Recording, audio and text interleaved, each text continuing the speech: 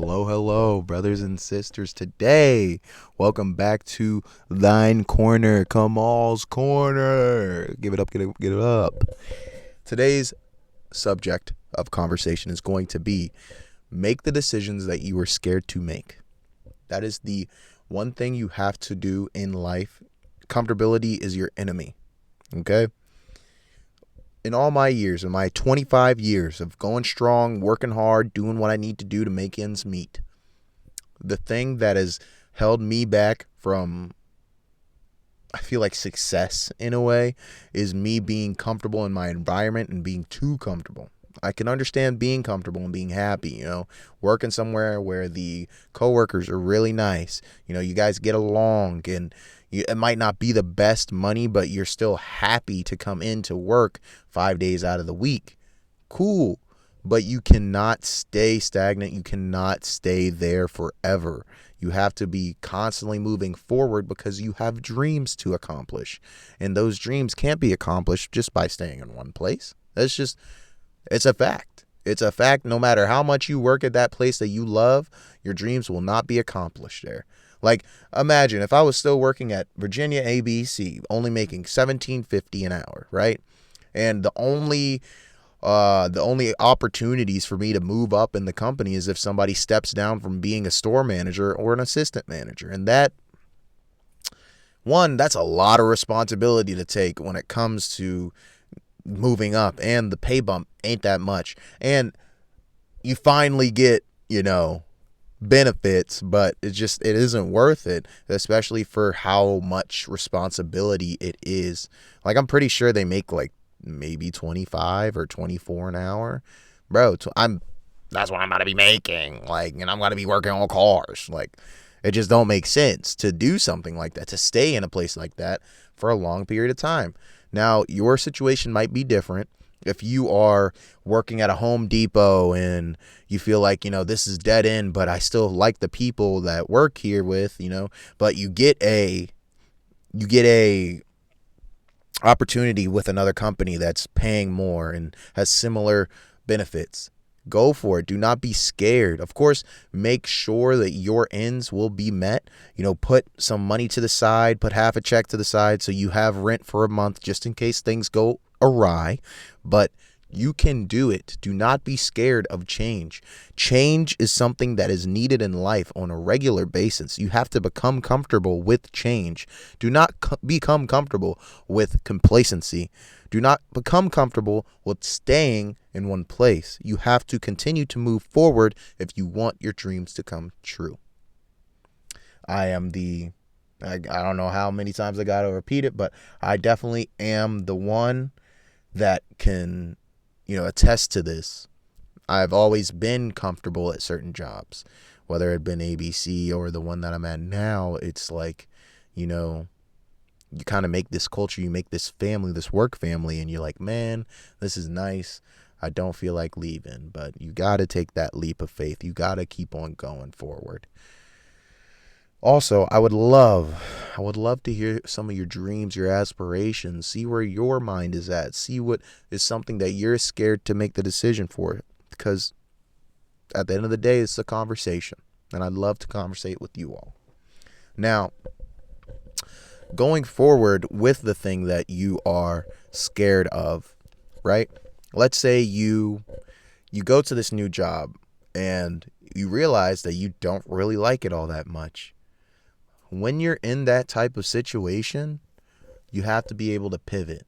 And I'm not saying pivot to go back to the job that you were at and comfortable with, but you have to be able to pivot to find the next situation, find the next opportunity, whether it been you becoming an entrepreneur, whether it been you, just taking some time on your phone to find some different side hustles that people are doing. Because right now, in today's age, it is insane how many things that you can do to make money off of the internet.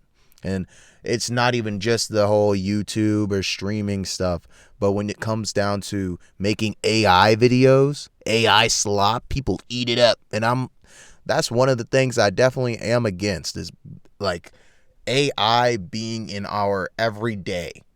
Because at the end of the day, and I truly think it, And I'm sure some people will really like take it upon themselves to think, and it might not be the Antichrist, but it's something close to it. You have to think about it. Look, let me take a sip.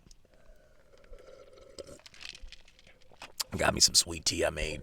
So, in the Bible, it says that the Antichrist will come back with one eye. AI. A singular eye. Can somebody just, take a second to put the puzzle pieces together, okay? This stuff is crazy. It is, and it even says in the Bible that, it will have its own religion in a way. Now, when it comes to the actual, I don't know the actual meaning of religion when it comes for the dictionary, right? But I feel like a religion could be something where you're spending more time with that thing than you are praising God or loving God or appreciating God, the creator of all things. AI is something that you can ask a question and it will answer it. When you sit down and pray to God, you might not feel like you're getting an answer, but there will be a sign if you ask for a sign. There will be, your prayers will be answered eventually on God's time, which I know people might say, oh, I want a now thing. I want it now. But you have to go with God's plan. You have to, because that's the only way you're going to be able to really take in life and take it in as what it is. And really what life is us as souls being in these vessels waiting to go back to our home. Point blank, period. And that's one thing I want people to really look into is, I have to look into it more, is astral projection, because astral projection is just your soul leaving your vessel and, venturing the cosmos. That is a thing, and that is a real thing. The CIA has taken their time to look into it as much as possible. Experiment with people. But back to the reason that AI is the Antichrist. So, one, AI, boom, that's one reason. Two, it'll have a religion about it. And three, it will come back it will come into the situation and cause miracles, And again, the Bible is a big book of metaphors. It's not a literal thing. Like the Antichrist is not just going to come from the sky and be like, oh, you have cancer? Ah! Now you don't. Like, it's not about to hit us with some Naru Jesus and just boosh, bring you back to life. No. But when it means that it's going to cause miracles, right now, AI is being used in medicine to where the people that have trained years and years to figure out certain X-ray scans are being put out of their jobs because AI can sit here and be like, yep, that's the problem. Take it out. What? Causing miracles. People will sit here and be like, man, if without ChatGPT, I wouldn't have graduated college. Miracle. Oh, even on top of that, which, I'll be guilty of using it because it really is hard to not use it in modern day. But I use ChatGPT to help me study for tests and whatnot. I'll have it give me some questions, kind of like Quizlet, but on a higher level. And it's very, very good at doing what it does. It's scary, but I want everybody to know that this is not a purely human advancement. There is malice behind this. There is some type of evil behind it. I'm not too sure if it's evil alchemy. I'm not too sure if it's the Jewish Kabbalah. But there is something evil about AI when you really think about it and how it's integrated into absolutely everything now. It's just like how everything is a surveillance state. All of these cameras, like, yes, we might think it's normal to see traffic cameras, like the little solar panel cameras on the side of the road that have, it's surveillance. At the end of the day, it's surveillance. These things know where you're going. They can see through your windshield. They know what you look like. They know what your license plate is. Like, the United States has pretty much become a dystopia at this point. We're getting to the point of, and I hope people have sat down and watched this movie, even though I know at the beginning it's really slow, but people need to watch this movie. Cyberpunk? Or is it Cyberpunk? Is it Cyberpunk? Oh, snap. I don't remember the movie name. Well, there's a movie of this guy. He's a clone, and this robot is in his house and pretty much giving him what he needs, but it's not a human, it's just a hologram. And the hologram comes out of the city wall and says, are you like, what is wrong? Is there something wrong? I can fix that.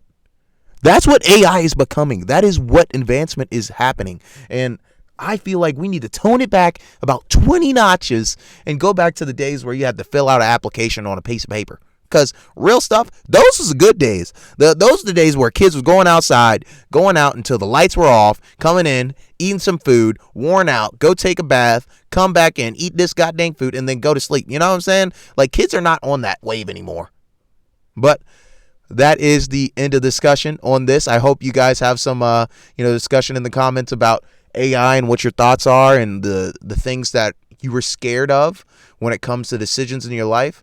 Do not be scared of those decisions. Make those big leaps, make those big jumps, because you are capable. You are a very capable human, and do not doubt yourself, because all things can be done through Christ who strengthens you. I hope you have a good one. I can't wait for you to come on in and join me for the next one. See you then.